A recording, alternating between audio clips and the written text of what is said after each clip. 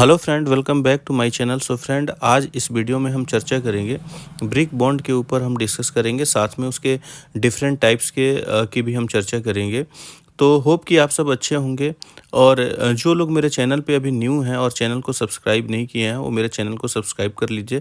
साथ में bell icon को भी जब दबा दीजिए, ताकि जो भी इम्पोर्टेंट वीडियो मैं अपने चैनल पे अपलोड करता हूँ उसका नोटिफिकेशन आप तक पहुँचे। तो देखिए, सबसे पहले हम बात कर लेते हैं ब्रिक बॉन्ड का, कि ब्रिक बॉन्ड होता क्या है।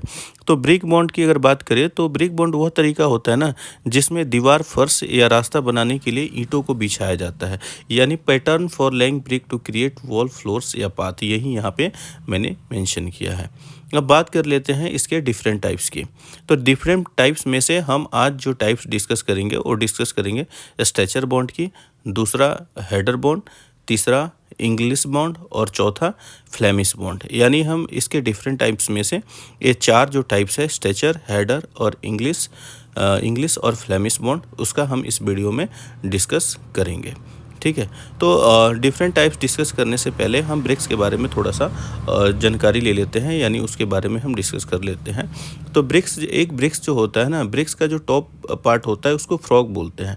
और फ्रॉग जो होता है वो काफ़ी इम्पोर्टेंट रोल प्ले करता है मोटर जॉइंट के लिए।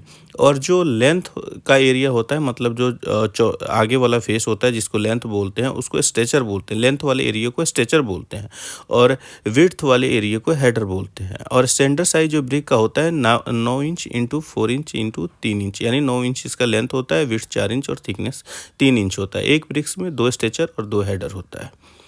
अब हम बात करते हैं, देखिए, अब हम टाइप्स की बात कर लेते हैं। तो टाइप्स में सबसे पहले हम बात करते हैं स्ट्रेचर बॉन्ड की। तो स्ट्रेचर बॉन्ड क्या होता है? स्ट्रेचर बॉन्ड की बात करें तो ये सबसे आसान तरीका है जिसमें ईंटों को हॉरिजॉन्टल रखा जाता है, जिसमें ब्रिक्स को उसकी लंबी और संकीर्ण भुजा यानी स्ट्रेचर को दिखाया जाता है। उसको हम क्या बोलते हैं? उसको हम बोलते हैं स्ट्रेचर। अब देखिए, स्ट्रेचर का हम बात कर लेते हैं हाउ टू यूज। तो इसका हम बात करें तो इसका जो यूज होता है ना, अधिकांशतः गार्डन वॉल्स और इंटीरियर के पार्टीशन के लिए स्ट्रेचर का यूज किया जाता है। और ये सिंगल ब्रिक वॉल होता है ना, तो ये ज़्यादा लोड बियर नहीं कर सकता है। तो they can work well steel structure and reinforce concrete frame, वो जो यहाँ पे मैंने मेंशन किया है हाउ टू यूज में। चलिए, अब नेक्स्ट हम बात कर लेते हैं स्ट्रेचर बॉन्ड में ही हम इसके स्ट्रेचर बॉन्ड की जो बेनिफिट्स होते हैं उसके बारे में हम इसमें चर्चा कर लेते हैं कि स्ट्रेचर बॉन्ड का बेनिफिट्स क्या होता है। तो देखिए, स्ट्रेचर बॉन्ड की अगर हम बेनिफिट की बात करें तो इसमें ज़्यादा एफर्ट नहीं लगता है और कम टाइम लगता है, और मटेरियल का वेस्टेज भी बहुत कम होता है।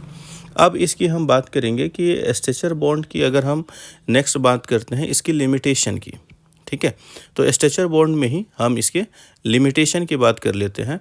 तो जो स्ट्रेचर बॉन्ड की लिमिटेशन, जैसे मैंने बताया कि ये सिंगल ब्रिक वॉल होता है और ज़्यादा लोड कैरी नहीं कर सकता है, तो not suitable for load bearing walls, यही मैंने यहाँ पे मेंशन किया है। अब चलिए नेक्स्ट बात करते हैं हम हेडर बॉन्ड की।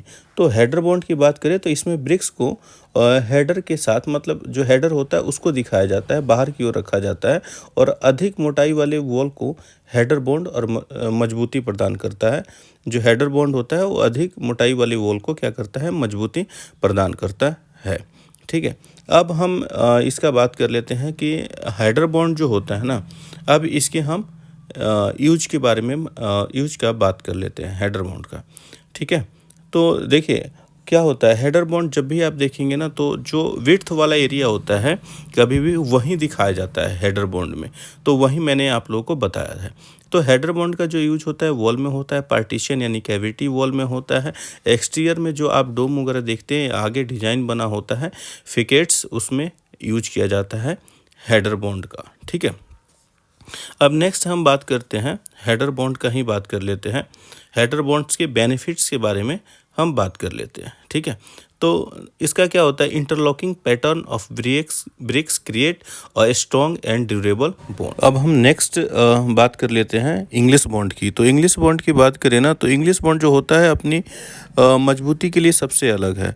और एक पंक्ति में क्या किया जाता है? ईंटों को लंबाई यानी स्ट्रेचर और दूसरे में हेडर यानी चौड़ाई के रूप में इसको बिछाया जाता है। और इसका इस्तेमाल अगर देखेंगे तो अक्सर लोड बियरिंग वॉल के लिए किया जाता है। जो इंग्लिश बॉन्ड होता है इसका अधिक जो यूज किया जाता है वो लोड बियरिंग वॉल के लिए किया जाता है।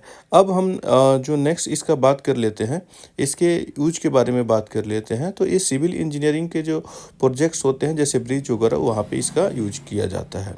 अब देखिए, अब नेक्स्ट टाइप बात करते हैं, यानी फोर्थ टाइप बात करते हैं फ्लेमिश बॉन्ड की।